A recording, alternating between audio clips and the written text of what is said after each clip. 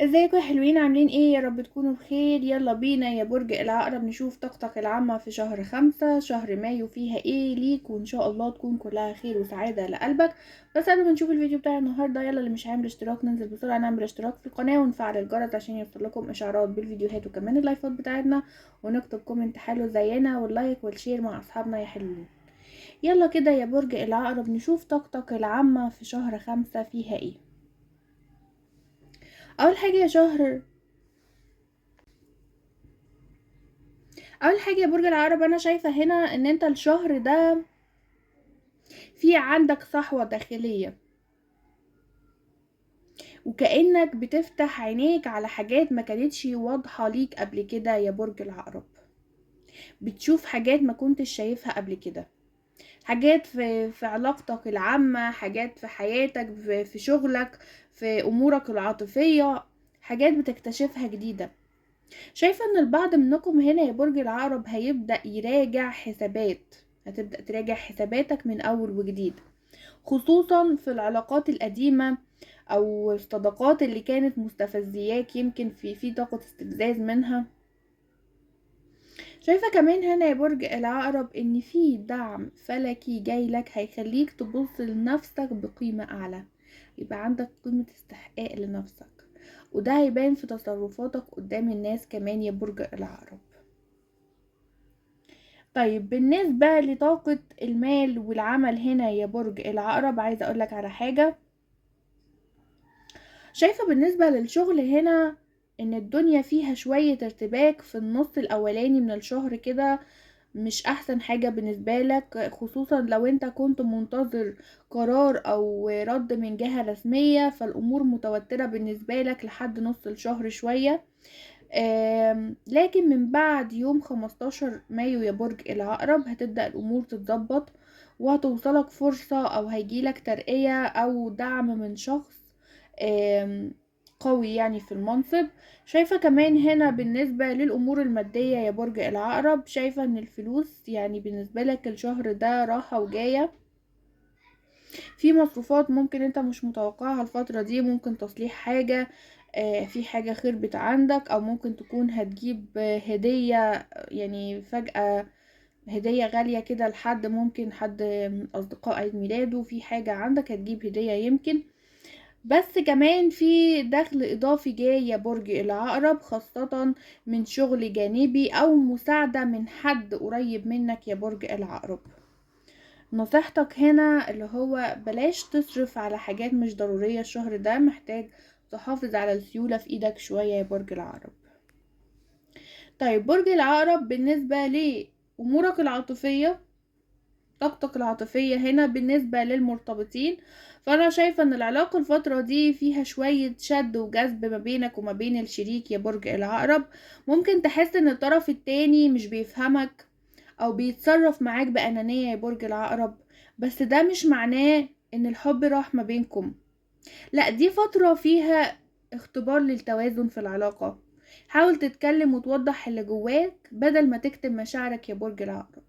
البعض منكم الفترة دي العلاقة ما بينه وما بين الشريك يمكن فيها برود، فيها ركود، العلاقة واقفة ما بتتحركش، حاسس ان في تغيرات كبيرة ما بينك وما بين الشريك، الشريك ما بتواصلش معاك كتير، الشريك متغير في تعامله معاك يا برج العقرب. دي لفترة مؤقتة لكن العلاقة هتتصلح او العلاقة هتتحسن الفترة الجاية للأحسن، مش هتفضل كده على طول.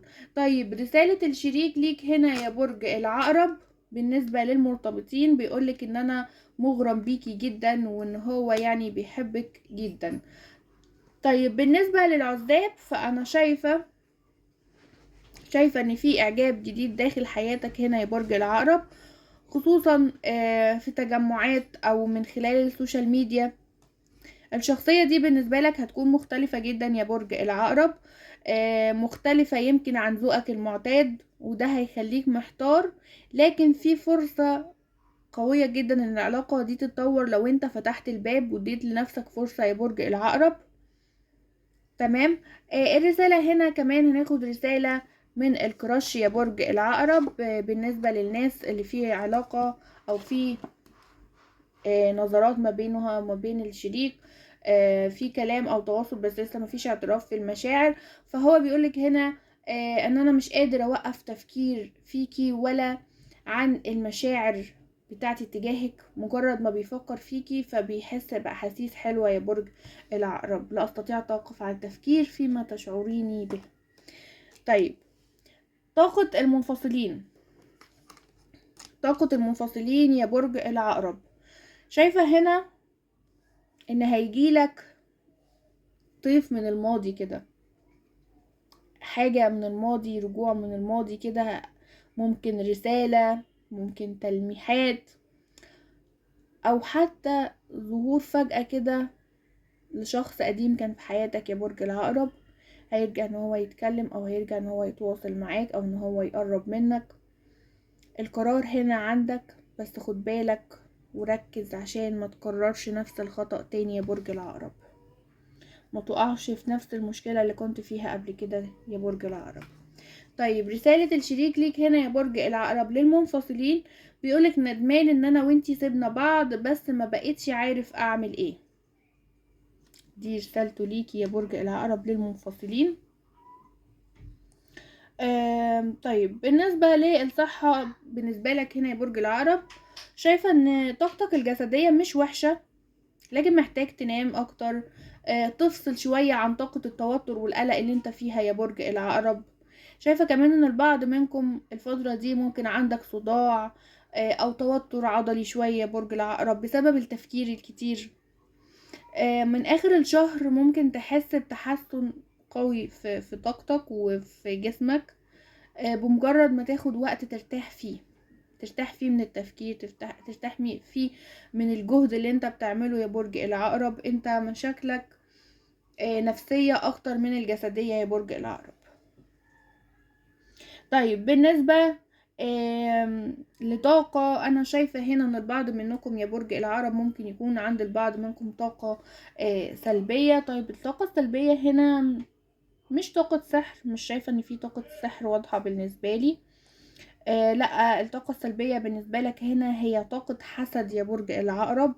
الطاقة دي فيها حسد، خصوصا في النص الاولاني من الشهر، ممكن يكون بسبب نجاح بسيط عملته او حاجة جديدة في حياتك، ممكن في شكلك، في شغل، في علاقة. انا شايفة كمان ان في طاقة مراقبة عندك من حد بيغير منك يا برج العقرب. في حد بيراقبك وبيتابعك وباصصلك في حياتك بشكل قوي يا برج العقرب، لكن مش بيظهر ده او بيبين لك ان هو بيحبك وان هو قريب منك وان هو بالنسبة لك يعني اقرب شخص ان انت تتكلم وتحكي له كل حاجة عن حياتك. الحسد مؤثر على نفسيتك يا برج العقرب، مؤثر على نفسيتك، مؤثر على نومك وحتى تفكيرك. بتحس انك مضغوط ومش عارف ليه، مش عارف ايه سبب الضغطة اللي انت فيها دي. يمكن تحس ان امورك ماشية كويس بس انت برضو نفسيا تعبان مش فاهم ايه السبب. يعني حاول تهتم بنفسك، حاول ان انت اقرأ سورة البقرة كل 3 ايام او حتى على مراحل يا برج العقرب. آم، تحصن نفسك دايما يا برج العقرب، تقول اعوذ بكلمات الله التامات من شر ما خلق 3 مرات الصبح وبالليل. رش بيتك بمية فيها ملح وورق السدر يا برج العقرب، او حتى بخور بسيط. البخور ده ممكن يكون فيه لبان الذكر او حبة البركة، فده هيساعدك جدا ان انت تتخلص من طاقة الحسد والطاقة السلبية اللي عندك دي يا برج العقرب. فخلي بالك واحمي نفسك وخلي بالك، لان الطاقة السلبية في اوقات طاقة الحسد بتكون اقوى من السحر يا برج العقرب.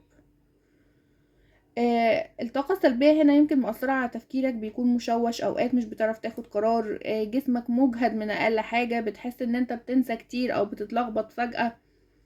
فكل ده من طاقة الحسد اللي عندك، فحاول تهتم باللي انا قلتهولك وتحصن نفسك دايما يا برج العقرب. دي كانت طاقتك العامة في شهر 5. اتمنى تكون الطاقة منطبقة معاك، اتمنى كل الخير والسعادة ليك يا برج العقرب. اشوفكم الفيديو الجاي على خير، منساش اللايك والشير والكومنت الحلو بتاعكم. سلام يا حلوين.